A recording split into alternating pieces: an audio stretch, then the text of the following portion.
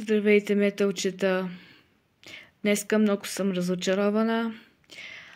Какво се случи? Сега ще ви кажа какъв е проблемът.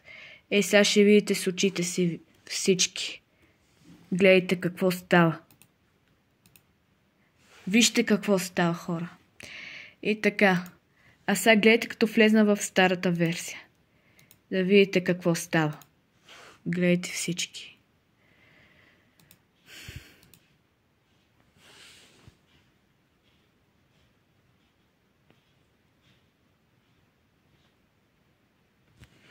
Това е 1,20.4. Да видите какво става на въпрос. Гледайте.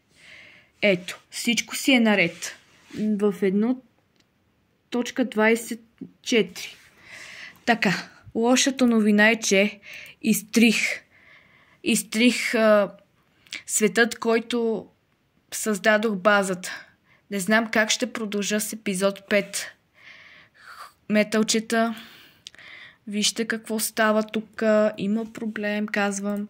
Ето, записва си ето тук си записва в 1.24 и в 1.5 обаче няма скин. Ето какъв е проблемът. Изтрих света, в който, защото влезнах в новата версия. Тоест бях в нова версия, съм влезнала в този свят, който щях да направя базата, щях да довърша, обаче нещата са ми изтрити вече, като влезнах в по-старата версия и така. Много съм разочарована от Nvidia. Така че вижте какво им написах за проблема. Вижте какво им написах за проблема. Вижте. Гледате ли всички тук? Гледайте.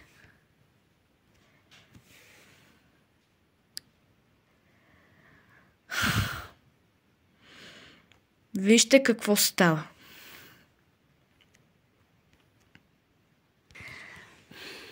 Хора, не знам какво да правя вече. Как ще започна сезон 2, епизод 5 на Minecraft Survival с Cheats, Peaceful Mode. Не знам как да започна. Трябва да започна всичко на чисто. Всичко на чисто трябва да започна.